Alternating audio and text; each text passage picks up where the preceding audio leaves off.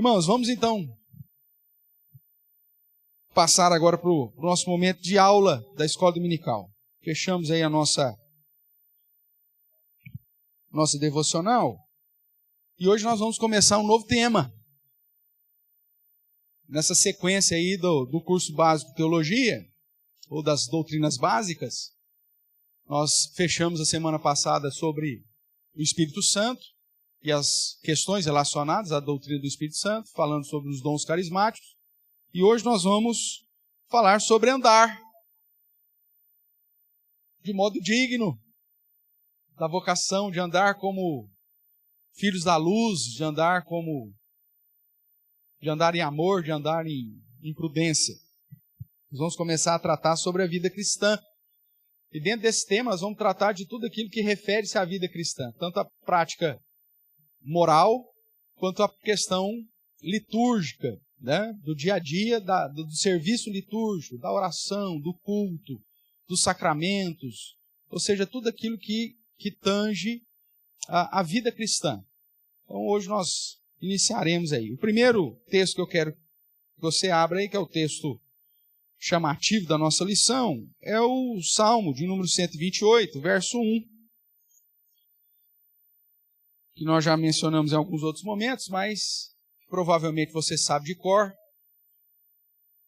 que fala da bem-aventurança, ou da felicidade, do sucesso, e de que o sucesso, a bem-aventurança e a felicidade não está nas coisas materiais desse mundo, mas sim em dois verbos aí apresentados no verso 1 do Salmo 128. Então, abra sua Bíblia lá comigo. E ele vai dizer assim: bem-aventurado quem? Aquele que teme ao Senhor. Bem-aventurado aquele que teme ao Senhor. E a segunda parte do verso diz: e bem-aventurado é aquele que anda nos seus caminhos. Nós sabemos que aqui Salomão vai referendar com o texto do Salmo 128, lá em Eclesiastes, dizendo que o resumo de tudo é: teme a Deus e guarde os seus mandamentos. Salomão vai apresentar isso como sendo qual que é o resumo da vida cristã, da vida do crente? Temer a Deus e guardar os seus mandamentos. Obviamente que esse guardar os seus mandamentos, você vai amar a Deus acima de todas as coisas, amar o próximo como a ti mesmo, você vai andar de modo digno da vocação, como filhos da luz, como em amor e em prudência. Tudo bem, tá? Mas a base, o resumão de tudo, é aquilo que Salomão vai dizer lá em Eclesiastes 12, verso 13, e aqui o salmista vai dizer no Salmo 28. A felicidade, a bem-aventurança ou a expressão de sucesso na vida é temer a Deus e andar nos seus caminhos, ou guardar os seus mandamentos. Ou como Jesus vai dizer em João, capítulo 14, 21, todo aquele que me ama, guarda os meus mandamentos. E aí Jesus traz essa expressão do que significa temer ao Senhor. Temer ao Senhor não é ter medo do Senhor. Não é terror do Senhor. Apesar de sabermos o quão grande Ele é, e isso, como o povo de Israel experimentou diante das manifestações lá no monte, é de tremer as pernas. Mas o temer a Deus, segundo a expressão de Jesus, é amá-lo. Todo aquele que me ama, guarda os meus mandamentos. Então, temer ao Senhor é amar. E porque eu amo o Senhor e o temo, eu obedeço, eu pratico, eu ando de conformidade com aquilo que Ele mesmo me ensinou. Se você for embora e nunca mais voltar, né? O que eu quero que você guarde da nossa aula sobre vida cristã é: pastor, como que se resume a vida cristã? Ame a Deus e obedeça a sua palavra. É isso. Teme a Deus e anda nos seus caminhos. Ama e guarda os princípios. Não guardar no sentido de, como muito crente faz, né? Chega em casa no domingo à noite, guarda a Bíblia na gaveta lá e guardei a tua palavra. Não é nesse sentido, pôs na gaveta lá e só vai pegar no outro domingo, se não esquecer, para ver a igreja. Não, é guardar no sentido de praticar, né? esse negócio pastor, mas isso é óbvio. Não, mas o óbvio precisa ser dito. Né? Eu tenho uma piadinha familiar.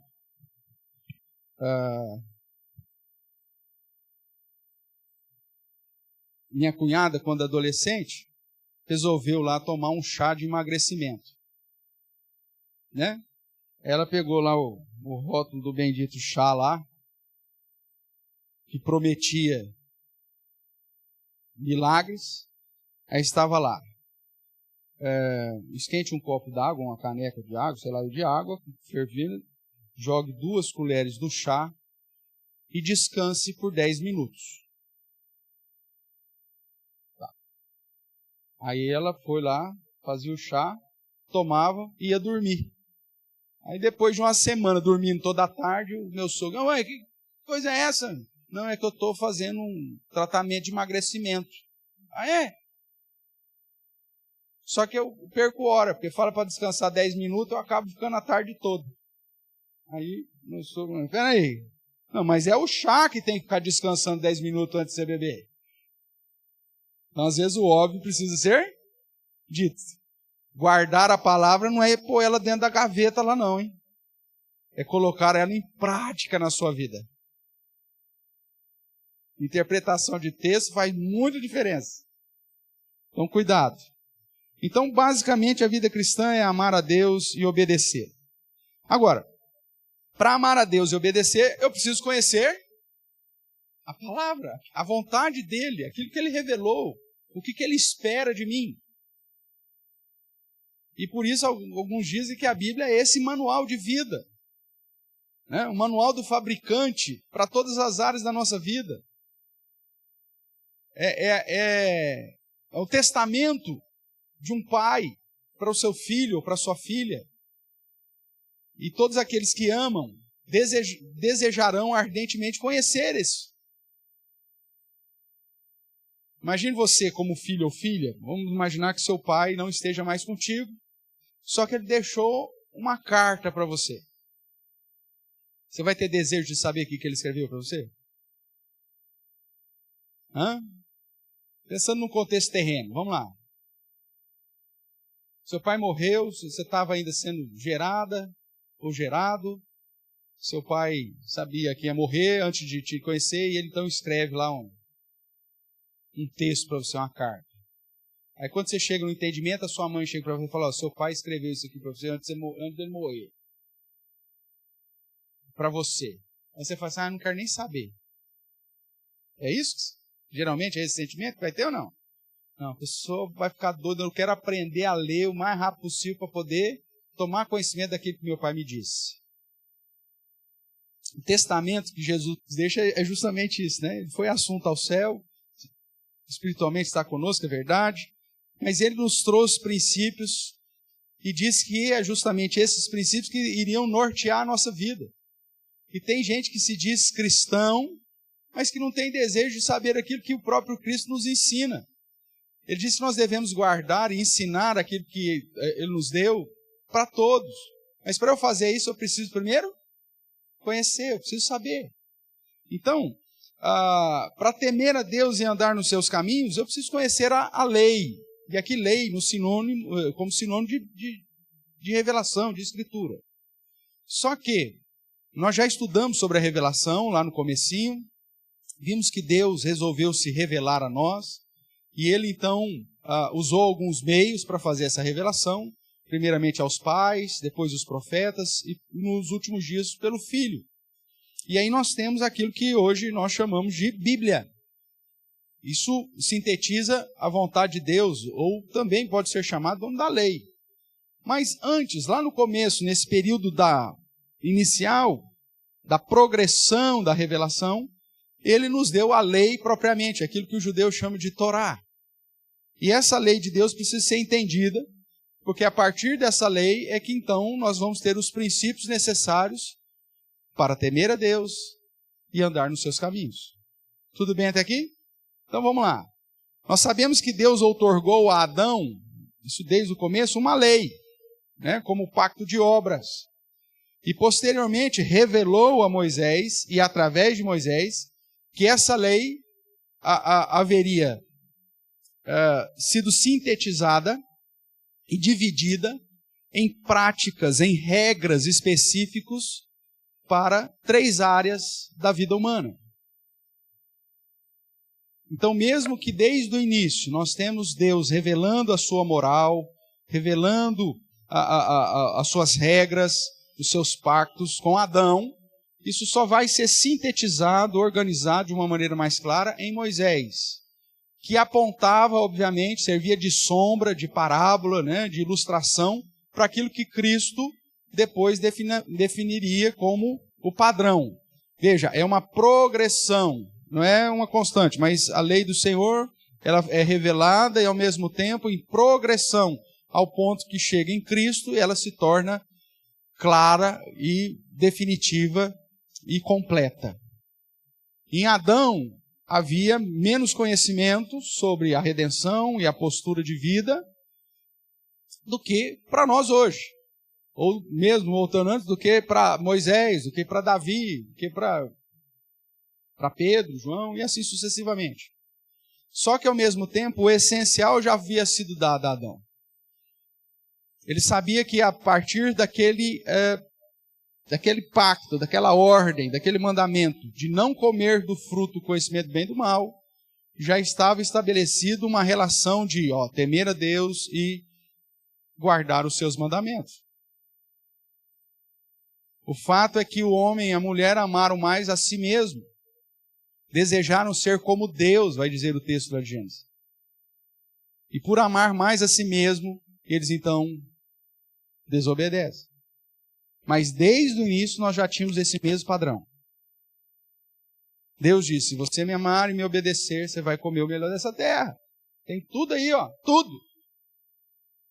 Tudo é seu. Mas existe um porém. Desta árvore você não comerá. Era simples. O padrão da vida cristã, vamos dizer, já usando essa terminologia, já é estabelecida desde o Éden, desde a criação. Tudo bem até aqui? Agora em Moisés, isso então é sintetizado e é dividido em 3 áreas. A lei moral, que estabelece toda a perspectiva dos princípios morais e éticos do convívio. E nós já estudamos recentemente, acho que isso tem na nossa playlist, sobre os 10 mandamentos, né? Nós estudamos sobre a lei moral aqui numa sequência que fizemos nas quartas-feiras. E nós apresentamos que a lei moral, irmãos, ela não é cerimonial. Então, aquilo que está tratando na lei moral refere-se a princípios morais e não a guardas cerimoniais. Então, quando você vai lá para a lei moral, você tem lá sobre a questão da adoração, você tem a questão da guarda do sábado, você tem a questão de vários outros detalhes, mas que não apontam para a perspectiva cerimonial. Ali está tratando da perspectiva moral. Existe um princípio moral por trás de cada mandamento ou de cada comando dos 10 mandamentos. E é esse princípio moral que está em voga hoje. O princípio da exclusividade, o princípio da confiança. Nós já estudamos isso lá. Se você não lembra, baixa lá, vê lá no playlist depois lá, acha lá a parte lá da lei moral lá, e você segue, não sei quantas aulas são, mas eu acho que são umas 15, 20 aulas. E aí você dá um 2x lá durante a semana, né? Quando está lavando roupa lá, você põe lá um 2x lá e vai rapidinho, você passa aí e relembra. Mas a lei moral, ela não trata de práticas cerimoniais, ela trata de uma prática ética, de um princípio moral, de um princípio a ser aplicado no meu dia a dia, em relação a Deus, em relação ao próximo. Né? Não existe, irmãos, no mundo, nenhum padrão como os 10 mandamentos. Se o ser humano aplicasse aquela conduta moral, nós já estaríamos no meio céu. O problema é que a lei moral é constantemente quebrada. Né? Aí depois nós vemos que há a lei cerimonial. Essa sim tratava de práticas litúrgicas. Como que você vai adorar, onde você vai adorar, por que você vai adorar, quais os modos que você vai, tá? Os elementos que você vai usar para adorar, os dias que você vai adorar, as festas específicas e porquê de cada festa. Ou seja, trata de prática litúrgica, prática cerimonial, religiosidade.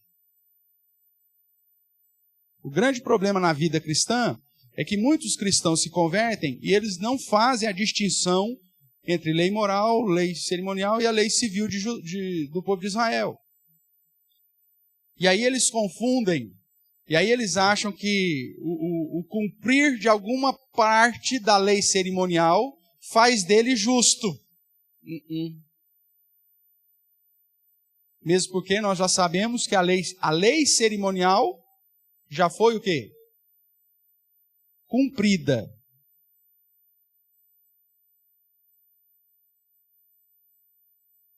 Jesus diz que ele veio cumprir, ele não veio revogar, ele veio cumprir. E isso faz uma diferença teologicamente, porque tratando lá como o pessoal da mocidade está tratando sobre a aliança, né? O fato de Jesus não ter revogado a lei, mas cumprido a lei, faz o sentido de que tudo que está em relação à aliança desde o Éden está valendo hoje. Porque se Cristo tivesse revogado a lei, ele teria que ter estabelecido então de novo a oração, por exemplo. Quando que a oração foi estabelecida? Não é no Antigo Testamento? Então se eu revogo isso, se o Antigo Testamento não vale nada, então não vou. Mas vou questionar as orações do Antigo Testamento. Só vou olhar agora daqui para frente, do Novo Testamento para frente. Nem isso. Como assim? Com sacramentos, como assim com todos os outros contextos. Jesus veio cumprir.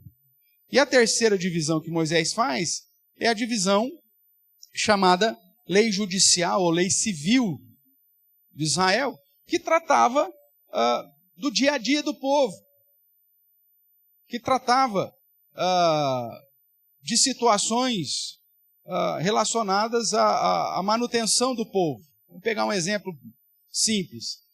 A lei cerimonial colocava sobre o homem a autoridade sacerdotal da casa. Tanto que as mulheres, ou elas eram recebidas debaixo da aliança, na figura do pai, ou na figura do esposo. Por isso era proibido as mulheres de Israel, e os meninos também, se casarem com gente estrangeira. De um modo mais específico, das meninas. Por quê das mulheres? Porque o homem, quando ele casava com uma estrangeira, apesar de todo o risco dessa estrangeira trazer influência sobre ele trazia essa estrangeira para debaixo da aliança. No caso de Ruth, no caso de Raabe. Tudo bem? Inclusive entrando na própria genealogia messiânica. Agora, quando uma moça se casava com um estrangeiro, ela saía debaixo da aliança, do pacto com Deus, e ela se tornava uma pessoa fora da aliança. Por isso que era proibido o casamento misto. Agora, em Cristo, nós sabemos que isso mudou. Né? Isso aí a gente vai ver depois. Mas aqui, falando então dessa situação de que o homem era o sacerdote, há um caso específico registrado em Números, das filhas de Zelofeade. Já ouviu falar de Zelofeade? Acabou de ouvir agora. Ouviu? Zelofeade foi um servo de Deus lá e que morreu no deserto nos seus próprios pecados. E ele teve somente filhas. Ele não teve filho. E aí, na divisão da terra, era uma questão civil, uma questão judicial. Por ele não ter filhos homens, ele ia ficar sem divisão. O nome dele seria esquecido. Então as filhas chegam até Moisés e fala assim: Moisés, nosso pai, servo de Deus, temente a Deus, mas morreu aqui no deserto, por consequência do seu próprio pecado. E ele não teve filhos. Agora, seria justo, judicialmente falando, já que a lei cerimonial prevê que só o homem ia receber, judicialmente isso é válido? Aí Moisés falou: não sei, vamos consultar a Deus. Consulta o Senhor. Naquela época Deus ainda se revelava diretamente. Deus chega para Moisés e fala assim: é justo o que essas meninas estão pedindo. É justo. Nós vamos dar, na divisão aqui das tribos, nós vamos dar a parte de Zelofeade. Elas vão ter possessão. Só que tem uma exigência, que elas casem com pessoas da tribo delas. Para a terra que fora destinada a Zelofeade, depois não passa para outra tribo. E aí nós temos uma exceção de toda a lei. Está lá em Números, acho que 30 alguma coisa, 28, que foi dada a essas meninas, judicialmente falando, a exceção delas escolherem o próprio marido. Isso aqui é algo inédito. Delas escolherem o próprio marido, desde que fosse daquela tribo, para que agora, então, elas tivessem direito à propriedade. O que está tratando disso? Uma questão civil, uma questão judicial, que nem a lei moral tratava e nem a lei cerimonial tratava. Era do dia a dia. Ok? Você tem um boi e o seu boi invadiu o terreno do vizinho e comeu a plantação de aveia que o vizinho tinha feito lá. O seu boi se esbaldou. E agora? A lei moral diz que eu tenho que amar o meu próximo como a mim mesmo. Tá, então eu tenho que amar o meu próximo, eu tenho que fazer o quê? Eu tenho que ficar eu no prejuízo? Eu tenho que amar o próximo, então eu só vou ficar no prejuízo? Tem que amar o boi agora do meu vizinho? E deixar ele acabar com a minha plantação? Não, não é disso que a lei moral está tratando. Então aí entra a lei civil, que vai colocar o equilíbrio disso. Se o seu boi invadiu lá e comeu, você tem que pagar a indenização. Quanto que ia ficar lá o ganho daquele campo? Tanto, você vai pagar. Você pegou a maquita emprestada do seu irmão para fazer um serviço. E você queimou a maquita. Aí o que você vai fazer? Você vai chegar lá na lei moral e falar: meu irmão, queimou. Você tem que me amar. Tá aí, sua maquita queimada. Não, a lei moral não está tratando disso. Aí vinha a lei civil e falou: meu amigo, você pegou emprestado, queimou, você compra uma nova e fica o seca queimada. Mas não tem dinheiro para comprar a maquita. Por isso que eu já peguei emprestado. Não tem problema. Você vai pagar com serviço. Então vê qual que é o valor da maquita, quantos dias de serviço isso vale, e você vai servir o seu irmão durante tantos dias para pagar a maquita. Então veja, havia ali um estabelecimento da postura do dia a dia. Aí, pastor, mas não tinha maquita na época. Mas tinha lá carro de boi, enxada. Eu só estou contemporaneizando o negócio aqui. Tem muito cristão, irmãos, que por desprezar o fato de que a lei não foi revogada, foi cumprida em Cristo, mas que ela ainda traz princípios para nós, vive a vida hoje como se fosse uma alegria. A gente vive nessa sociedade que foi influenciada, obviamente, pela cultura ocidental e pelo cristianismo, mas pelo um cristianismo que não estava fundamentado nas Escrituras. E é por isso que as nossas leis são tão injustas. O infeliz do miserável entra na sua casa, rouba tudo que você tem lá, quebra o que você tem, aí a polícia fala assim: nós recuperamos a sua televisão. Você chega lá, está quebrada a bendita televisão que foi recuperada. O que adianta aquilo lá para você? Nada. Aí você chega para a polícia e fala: mãe, está quebrada. Nós recuperamos. Mas e o fulano aí, ele não vai pagar a televisão que ele quebrou? Não. Ele é de menor, inclusive já está solto. E isso é justiça? Não, não é. Porque se fosse aplicar a lei judicial judaica, israelita, dos tempos bíblicos, tratava disso. Esse cara ia ter que pagar a televisão de volta, ia ter que te pagar um tanto a mais porque você ficou alguns dias sem a televisão. Isso é justiça. O que nós vivemos hoje aqui é uma vergonha. Você para o seu carro ali, o cara vai lá e pum, quebra o retrovisor dele. Aí você tem que filmagem mostrando a cara do miserável, quem que é o cara que quebrou. Você tem todas as provas, o vizinho que foi testemunha. Aquela vizinha fofoqueira nessa hora, ela é válida, porque ela fala tudo mesmo. Você tem tudo isso, chama a polícia. Não, foi o cara, fulano de tal. Você quer, o cara vai aqui, ó, a filmagem. Olha aqui a fulana aqui, fofoqueira falando. Olha o outro vizinho da direita aqui, confirmando. Tem 2 testemunhas. Aí o cara pega e fala assim, mas ele já foi embora, então eu não posso fazer nada. Olha o meu carro quebrado aí. Acontece. Isso é justiça? Não é. Isso é uma ludibriação miserável. E a gente paga por isso ainda. Isso que é a maior desgraça da vida. Não é de graça, você está pagando. Agora, dentro do contexto da lei de Deus, tudo isso já era descrito. Lembra da passagem, o que trata, vamos dizer, dessa lei mais específica, que é chamada da lei civil? O caso de Zaqueu. Se eu defraudei alguém, eu vou restituir 4 vezes mais. A lei exigia 2. Ele demonstra, inclusive, uma inclinação de conversão muito maior. Mas veja, ela determinava leis específicas para o convívio civil.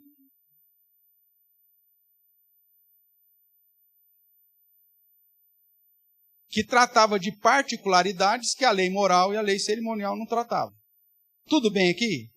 Isso não pode ser desprezado no conhecimento das Escrituras, irmãos. Porque mesmo que nós não estamos debaixo da lei judicial de Israel, dos tempos bíblicos, porque hoje também a lei de Israel é diferente, ela nos traz princípios que a vida cristã tem que observar. Onde a palavra, de fato, tem valor.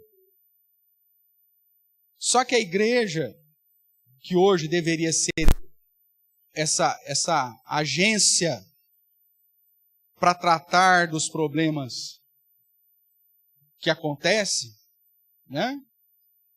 Para manter a edificação geral, ela se nega a ser essa agência disciplinadora. E o cara está nem aí para isso. Então, às vezes acontecem situações dentro da igreja, a liderança da igreja chama lá o determinado irmão que está dando tombo em todo mundo, né? Que vai vender o ovo e toma o dinheiro de todo mundo e você não vê o ovo, a gema, nem a casca. E aí você chama o infeliz. Você fala, meu amigo, você está dando tombo em todo mundo na igreja, que história é essa? Aí o que o cara faz? Estou indo embora. Aí ele vai embora da igreja. Pronto, acabou.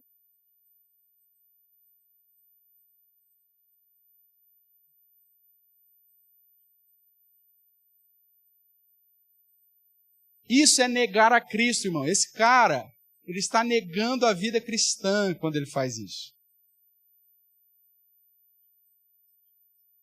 Ele pode ludibriar a igreja, ele pode ludibriar os crentes, mas diante do justo juiz, meu amigo, ele vai ter que pagar esse troço. Você pode ter certeza. E sem falar que essa é uma característica de que, de fato, a própria conversão dele é questionável. Porque aquele que foi alcançado pela vocação, santa vocação, o santo chamado, ele anda de modo digno da vocação. Ele anda como imitador de Deus, ele anda como filho da luz. Ele anda em amor e em prudência. Se o cristão não tem uma vida cristã que reflita o seu Senhor, a salvação desse miserável pode ser contestada tranquilamente. Ele pode ser um religioso, ele pode ser membro da igreja, mas os frutos dele não é um fruto de acordo com o padrão de Cristo. Eu falo, esse cara não é crente, esse cara é gentil, está no nosso meio, mas é um miserável gentil. Ah, mas ele ora em nome de Jesus, ele vem na igreja, frequenta a igreja. Oh, mas se ele não anda, qual que é a expressão de vida cristã que eu falei aqui na primeira frase, para início da nossa conversa? Que eu falei, se você gravar isso aqui, você for embora, nunca mais voltar e gravar isso, é suficiente. Amar a Deus e obedecê-lo. Se você não está obedecendo, você não ama. Porque Jesus diz, todo aquele que tem os meus mandamentos e os guarda, esse é o que me ama. E será amado por meu Pai. Se você não faz isso, meu amigo, você não é amado pelo Pai. Se você não é amado pelo Pai, você vai ser salvo? Não vai, meu amigo. Você vai ser contado entre aquela multidão lá de Mateus 7. Mas Senhor, Senhor, em teu nome, não te conheço. A vida cristã e a tua eleição, irmãos, tem que ser demonstrada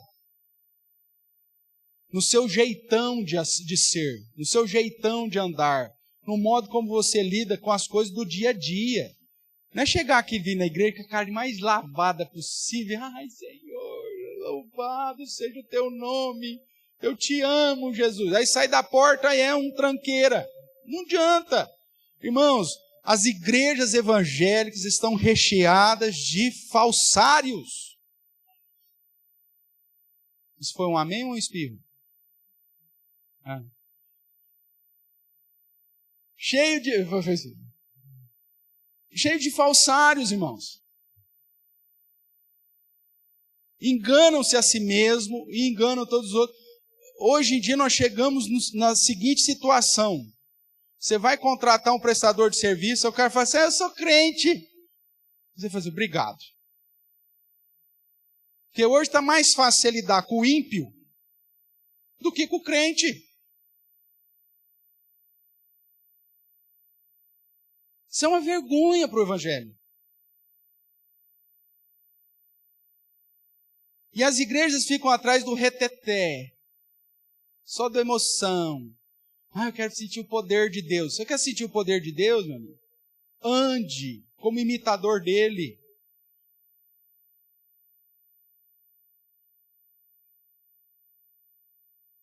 Você quer ser alvo do amor de Deus? Então obedeça, porque ele diz que aquele que tem os meus mandamentos e os guarda, esse é que me ama e será amado por meu Pai.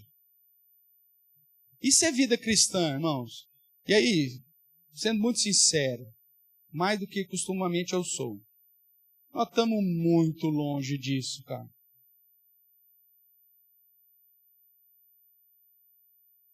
É um cristianismo de religião que nós estamos vivendo.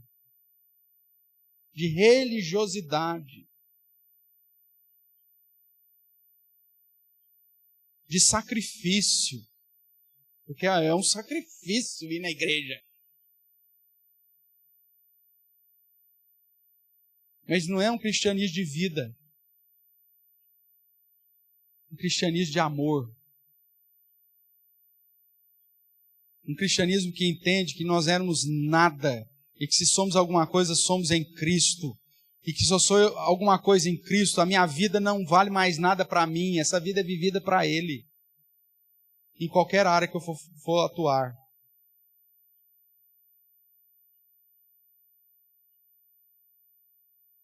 Eu vou ser o melhor na minha área, não porque eu quero sucesso ou porque aquilo vai trazer... Eu vou ser o melhor porque eu estou fazendo para o meu Senhor.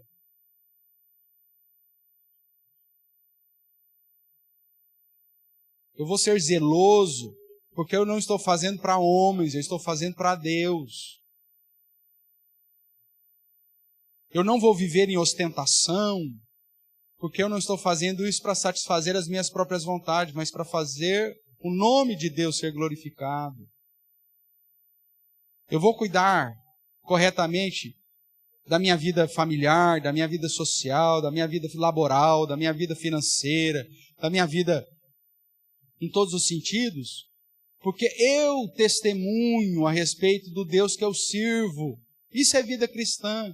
Eu temo a Deus e ando. Ou seja, eu amo o Senhor e obedeço. O problema do cristianismo de hoje é que o cristianismo é o cristianismo do achismo. Você tem a lei de Deus, ela te dá a possibilidade de você interpretá-la de uma maneira coerente, concisa, para chegar na doutrina certa. Só que aí qual é o problema? Não, mas eu acho que é diferente. Aí o seu achismo que é a desgraça de tudo. Às vezes você prova por A mais B, com todas as conexões dos textos bíblicos, uma determinada doutrina ou determinada prática que deveria ser característica da vida cristã, você chega para a pessoa e apresenta, desenha. Ela diz, não, mas eu acho que é diferente. E aí ela desenvolve um cristianismo à parte, paralelo. Só que no sentido contrário, porque o cristianismo verdadeiro, ele vai para Deus. O paralelo é no sentido contrário, vai te levar para baixo. Essa é a situação, irmãos, que nós estamos vivendo. Porque as pessoas não querem saber do que se trata a vida cristã. Você chega para muitas pessoas e fala assim, eu acho que eu vou virar evangélico. Você fala, opa, por quê? Não, porque eu tenho um primo, virou evangélico, tinha uma bicicleta. Olha, já está com carro zero. Ele acha que virar evangélico vai resolver o problema financeiro dele. É prosperidade, é a maldita teologia da prosperidade intrínseca. Eu já contei para vocês aqui, o doutor Ricardo, foi um cara que deu, quando a Clarice se formou, a gente ia se casar, então ela foi lá para a Baixada Santista. Eu estudava em São Paulo, trabalhava na igreja do Guarujá.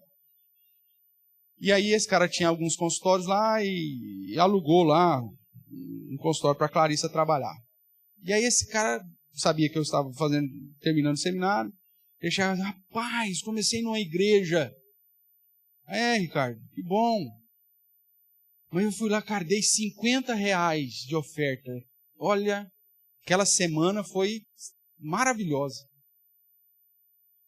Na cabeça dele, ser cristão é você fazer uma barganha com Deus. Ele dava R$50 de oferta e ele ganhava não sei quanto mais de lucro nos consultórios. E, inclusive, ele chegou para mim e falou, eu já fiz o teste. A semana que eu dou, lucro. Aí eu fiquei 2 semanas sem dar. Prejuízo. Então agora eu vou, todo domingo, lá dou 50. Olha que miserável. Para ele isso é vida cristã. E são milhares que têm esse mesmo pensamento. E aí se ele vem, a vida dele de prosperidade não chega no patamar que ele achou que devia, o que ele faz? Desiste. Ou muda de igreja. Porque ele pergunta para os caras, você está indo bem? Eu tô. Irmãos, virou campanha de marketing para a vergonha do evangelho. O miserável chegava na televisão e falava assim, eu tinha uma bicicleta, agora eu tenho uma BMW, eu sou, aí falava o nome da igreja. Que eu não posso falar aqui, porque senão vai saber o que acontece.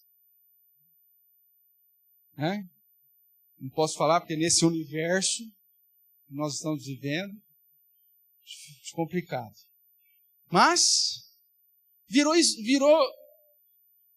slogan de propaganda. Vê se pegava lá um cara que estava lutando com uma enfermidade lá e que estava frequentando a mesma igreja. Não, só pegava os bens materialmente sucedidos. Isso é vida cristã? Não, isso não é vida cristã. Infelizmente. Tudo bem? Então, para entender o que resume a vida cristã, eu tenho que, obviamente, voltar lá atrás, entender a divisão da lei de Deus, ver do que cada uma trata, ver o que está em vigor, e aí, então, aplicar. Porque vida cristã resume-se em temer a Deus e andar nos seus caminhos. Outro problema, tem algumas denominações que ressuscitam práticas que já foram cumpridas como sendo característica da vida cristã. Não posso comer carne de porco.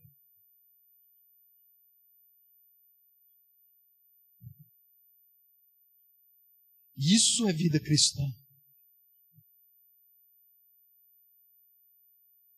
O cara resume vida cristã em ter uma dieta específica. Não posso comer presunto, não posso comer tender, não posso comer bacon. Torresmo, chouriço, então, vai para o inferno na hora.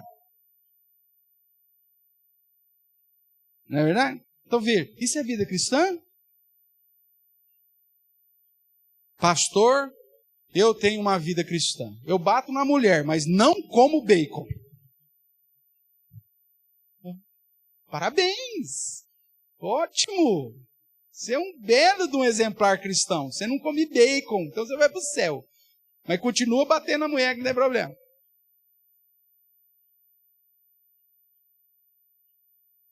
Não pago as contas, pastor. Eu sou um cara tranquilo mesmo. A minha palavra que eu prometo não vale nada. Mas eu nunca pus uma fatia de presunto na minha boca. Ótimo, cristão exemplar.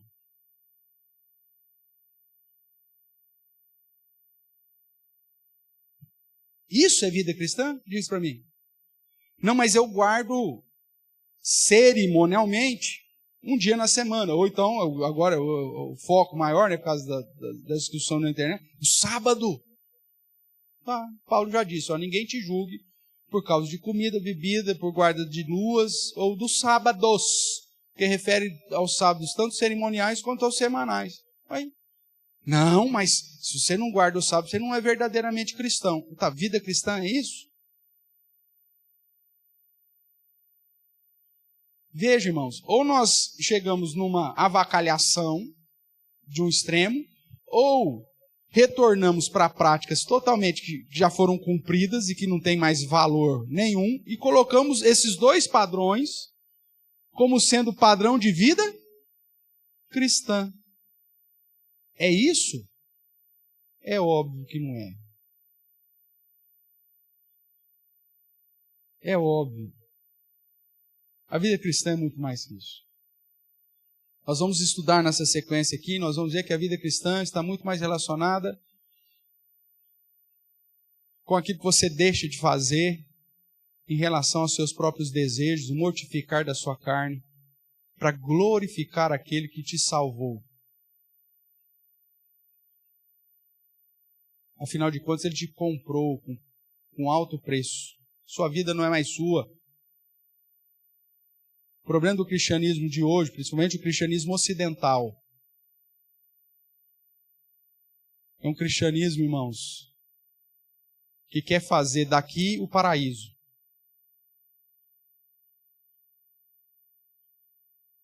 Enquanto todos os verdadeiros cristãos da antiguidade, desde o início, primeiro século,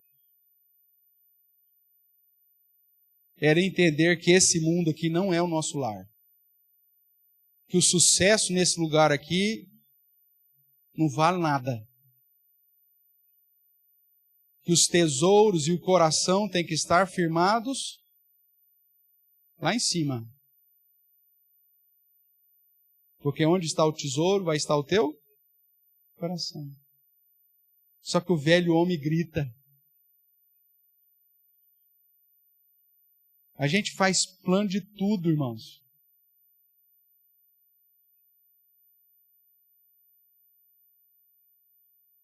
A gente faz plano para tudo, para conseguir tudo relacionado a esse tempo presente. Mas nem consegue empatar com as estratégias para fazer alguma coisa para a honra e glória do Senhor. Tudo vem em primeiro lugar. E aí a gente ainda usa o slogan, mas eu tenho direito, né? Você não tem direito a nada. Na perspectiva espiritual, você não tem direito a nada. Você foi comprado. Se não fosse a obra de Cristo, você estaria condenado eternamente. Você não tem direito. Ai, pastor, tem direito de ser feliz. Tá, você vai decidir, ou aqui ou lá. Você decidir ser feliz aqui, não cria expectativa para ir para lá, não. Falta do conhecimento da lei de Deus. Falta de temor e falta de obediência. Por que eu faço essa diferenciação do crente ocidental? Quando você vai para os cristãos, dentro de um contexto africano, de Ásia Menor, o de Oriente Médio e Ásia, a dificuldade para ser cristão é tamanha, irmãos, que quando comparado com o nosso cristianismo nos dá vergonha. Não estou dizendo que eles são mais cristãos do que nós, mas o contexto de vida deles exige que eles sejam.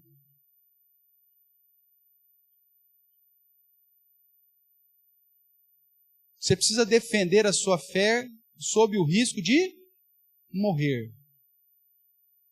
Aqui nós fazemos mais discípulos para o nosso time de futebol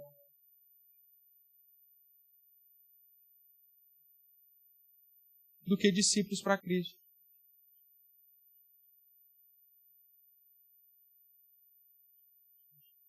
Nós conhecemos muito mais das questões do time de futebol ou do seu hobby do que do Evangelho. Nós sentamos com o desconhecido e discutimos estratégia do jogo, 4-4-2, 4-5-5-2-1, quem que tem que jogar na direita, quem que tem que jogar na esquerda. Nós tratamos de tudo. Você fala o nome de todo jogador que passou.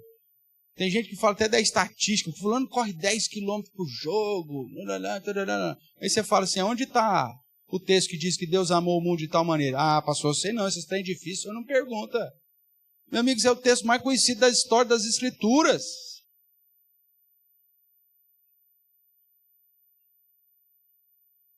Você senta com um desconhecido e trata de qualquer assunto com eles, menos de Cristo.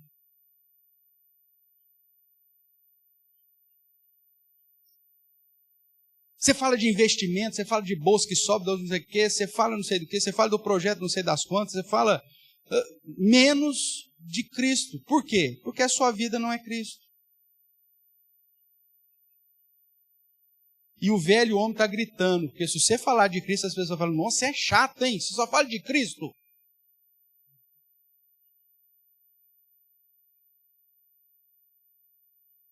Tem crente que sabe mais piada de cor do que versículo. É um bobo da corte. Conheci alguns. Conheci missionário que para toda situação ele tinha uma piada. No dia ele me contava umas 10 piadas. A gente convivia junto. No dia ele me contava umas 10 piadas. E era tudo inédita. Não era repetida, não. Se ele soubesse metade das piadas de cor, se ele soubesse em número de versículo, a obra missionária seria diferente. E isso é vida cristã, irmãos? Não. Você vai me desculpar, mas não é.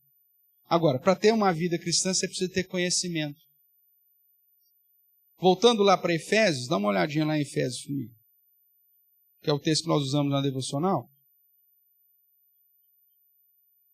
E hoje só o caráter dessa introdução mesmo, até por conta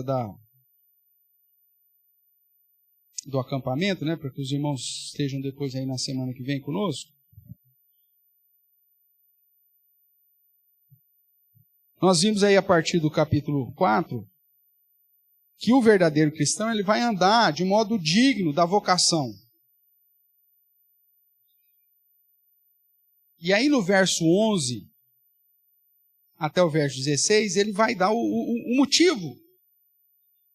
E como que a igreja é importante e qual que é o objetivo do conhecimento das Escrituras na edificação dos outros. Ele vai dizer assim, Efésios 4:11, e ele mesmo concedeu uns para apóstolos, outros para profetas, outros para evangelistas, outros para pastores e mestres. Com vistas ao quê? O aperfeiçoamento dos santos. E por que ele vai aperfeiçoamento? Para o desempenho do seu serviço e para a edificação do corpo de Cristo. Até que o quê? Todos. Olha o foco aqui. Até que todos cheguemos à unidade de fé e do pleno conhecimento do Filho de Deus, à perfeita varonilidade. O que é perfeita varonilidade? Você ser homem de verdade, ser cristão de verdade, aqui é o sinônimo. À medida da estatura da plenitude de Cristo. Irmão, se o meu cristianismo, se a minha vida cristã não me está conduzindo a um crescimento constante do conhecimento do Filho de Deus, para me conduzir a ser perfeito e perfeitamente habilitado para toda boa obra, como ele fala lá a Timóteo, que aqui é a varonilidade perfeita, e o aperfeiçoamento, e a medida da estatura da plenitude de Cristo, ou seja, me tornar grande ao ponto de chegar no tamanho que Deus espera que eu tenha, eu não estou vivendo. Isso não é vida cristã. Eu estou perdendo tempo. Estou me enganando e enganando todo mundo.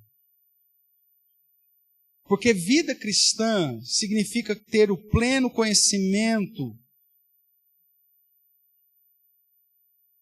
a fim de que não só você seja abençoado, mas que todo mundo que está perto de você, todos, cheguem à unidade da fé e ao pleno conhecimento, crescendo para alcançar a perfeita varonilidade e a medida da estatura, da plenitude de Cristo. Vida cristã sem crescimento não é vida cristã. Tem gente que aprende lá meia dúzia de jargão evangélico, né? Faz uma mudança de um palavrão para uma palavra bíblica. Tem isso, hein? O cara falava um palavrão, agora ele fala misericórdia. Só que na cabeça dele, toda hora que ele usa misericórdia. Misericórdia! É tipo, vai saber lá. O que era. Isso não é vida cristã, isso não é crescimento em Cristo. Você precisa saber mais de Deus hoje do que você sabia ontem.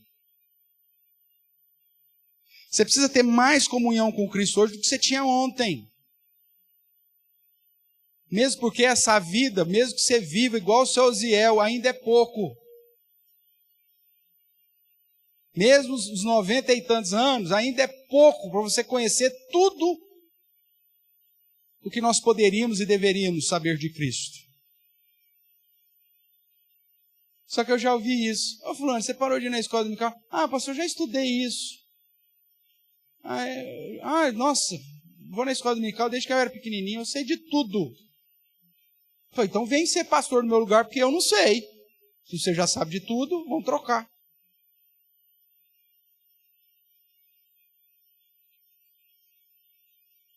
Estou aprendendo a cada dia, e tenho que aprender, e tenho que crescer a cada dia. E isso é vida cristã. Crescimento. O problema é que tem cristão que consegue diminuir.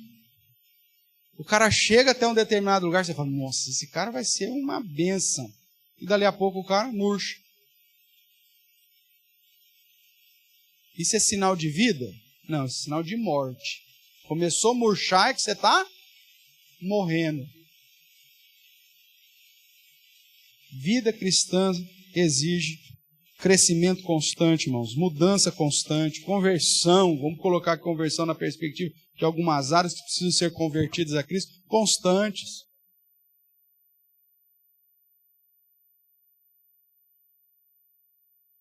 Eu foco um pecado na minha vida, que eu estou lutando, e eu venço esse pecado, ótimo. Aí eu já descubro que já tem mais 3 na fila. E aí eu foco de novo naquele, aí eu descubro que já tem mais meia dúzia. E aí isso é constante. E às vezes eu crio novos, porque aí eu vou crescendo, aí vai aumentando a soberba, vai aumentando a glória, vai aumentando. Aí eu tenho que lutar contra isso agora, que era novo.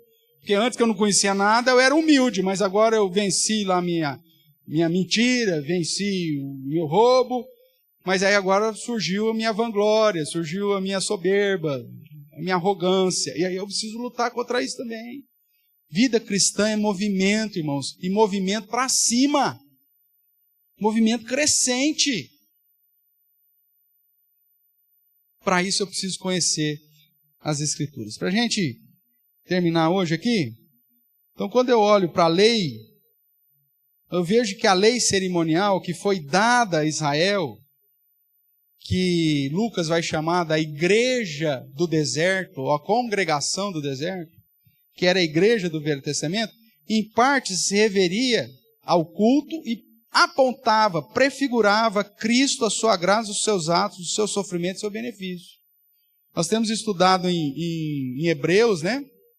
E vimos que tudo que refere-se ao período sacerdotal levítico era sombra, era uma parábola, era um tipo, prefigurava ou apontava para aquilo que o sacerdócio de Jesus, que é um sacerdócio da ordem de Melquisedeque, seria realizado. Então eu não posso desprezar a aliança, a primeira aliança, porque ela me dá indícios para entender a segunda. Então, na vida cristã, eu não posso desprezar a lei do Antigo Testamento. Mesmo que ela não esteja em vigor porque já foi cumprida em Cristo, mas ela continua me dando princípios que direcionarão a minha carreira cristã. E lembrando que a lei cerimonial foi cumprida. Por isso eu não preciso mais holocausto, não preciso mais tudo aquilo que a lei cerimonial exigia. Mas a lei moral foi revestida de uma interpretação mais pesada.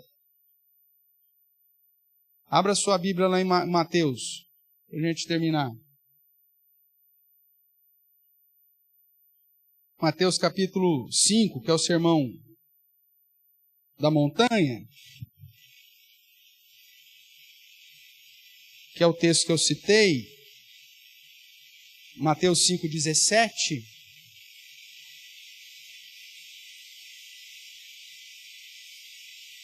Ele vai dizer assim: não penseis que eu vim revogar a lei ou os profetas.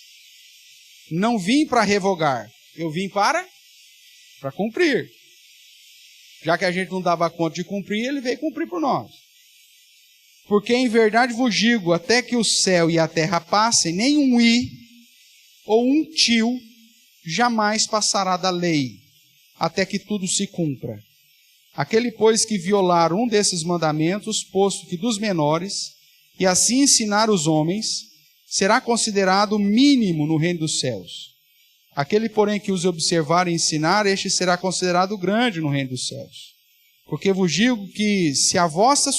presta atenção nisso.